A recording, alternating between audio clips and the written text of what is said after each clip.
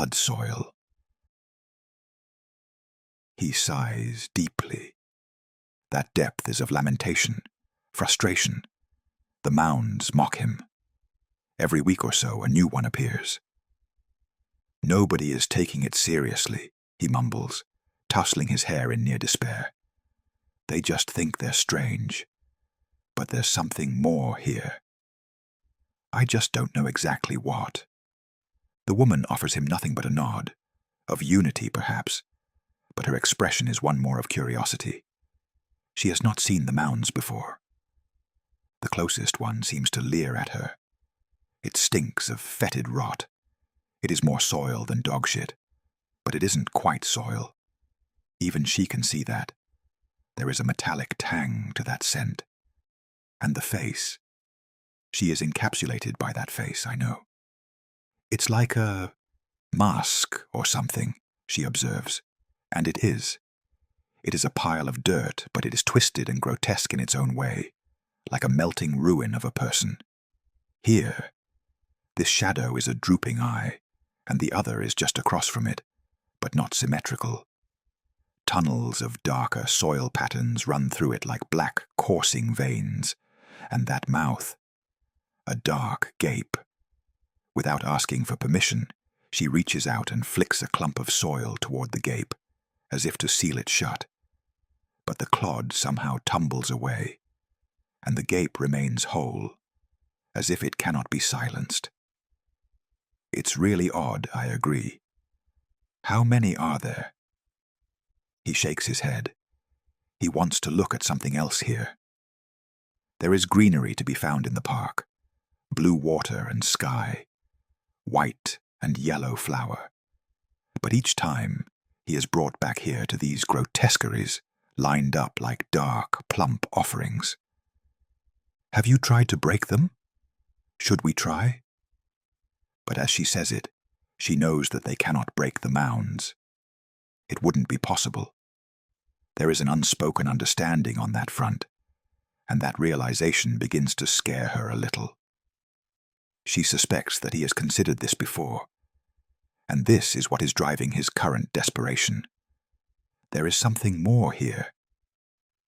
She wants to ask, what is underneath? But she dares not to. Something else makes that, not quite impossible, but awful. The thought of something being under there, roiling and burrowing and flexing and listening. No, ignorance is better. She moves away from the mounds. She begins to move away from the situation. The rest of the park somehow feels more inviting to her. Please don't leave, he intercedes, again grasping at his hair. He has noticed her change in demeanor. He knows that she has had the same feeling as he. I need help. This is my job. There are missing people. His voice fades a little as he says this, as though voicing some supposition that is so unsupported as to be embarrassing. Tamping down her fright, she picks up on this. You think it's related? Surely not. Hasn't it been checked? It had been checked. 7 people were missing. The soil showed no evidence of this being related, but those checks were just at his frantic insistence and had come to nothing. No part of the park showed any evidence of those poor, disappeared souls. This phenomenon, if it could be described thusly, was entirely unrelated. Just soil, he mumbles again, in low defeat. She is not certain if he is trying to convince himself, or else repeating the words someone else had lambasted him with. For a brief second, the earth seems to tremble, like suppressed laughter. It is so brief as to be barely anything at all, but her heart trembles with it.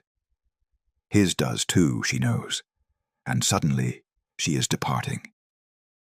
This is too much, the primordial sense of it all. So what if there are lost souls out there? She will not be one of them. He reaches out to her in word and in action, to bring her back in unity with him. But it is for nothing. She is gone, and he is alone inspecting the mounds. But he is not alone. I do not know his name. I did not know hers either, but she is irrelevant for now. Perhaps she will return later, now that she has had the thought of me, the wet taste of me in the air. But it is his time now. His despair is mottled with a deep curiosity, and I need that curiosity to become ferocious. It always does, in time, for those who step too close to my abyss. It is a simple thing. It is also a simple thing to welcome him. I widen one of my 1,000-maws, ever so slightly, ever so gently, and there is a hole. An orifice. I whisper hot, fetid breath toward him, and he obliges. It is the height of the day, and the park is beautiful, but he can think of nothing now but my darkness. Oh, it is a sublime feeling. I had waited so long in the dark earth. I had been cold and alone. I had forgotten what warmth even felt like in such a cage, but even the sunlight dappling against my substrate skin is nothing in comparison to the pure heat of blood. Yes, blood. He steps within. 1 foot is all that can fit, into my maw, but that is enough. My soil grabs him tight and begins to compress. The veins of the earth are my fangs, and I squeeze, I gobble. He is silent because I demand it, even as his bone begins to snap and his liquid begins to splash. It is so quick, so delightfully quick. I had spent eons burrowing toward the light, lost in the tenebrous oblivion at the center of the world. I moved slowly. Time moved around me. Slowly, other gods had risen and fallen before I emerged, blinking. So much time lost. So much blood left to go undrunk. So much bone left to spoil. Those gods are all long gone now. But the earth persists. The maws demand I return. He is compacted now, and the wind is still and undisturbed. I allow my fetid, cloying scent to spread about the world, perhaps to catch another, in due time. Or perhaps instead she will return, now that she has considered my power. I thrive in the ground, yes, but I also thrive in the mind. I will be with her forever.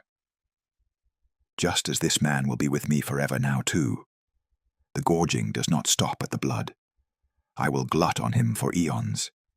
His body only fleetingly, but his mind and soul much longer.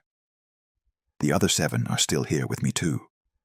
Unlike me, they will never see the light again. There are 8 mounds now. There will be so many more. I am risen, and I hunger.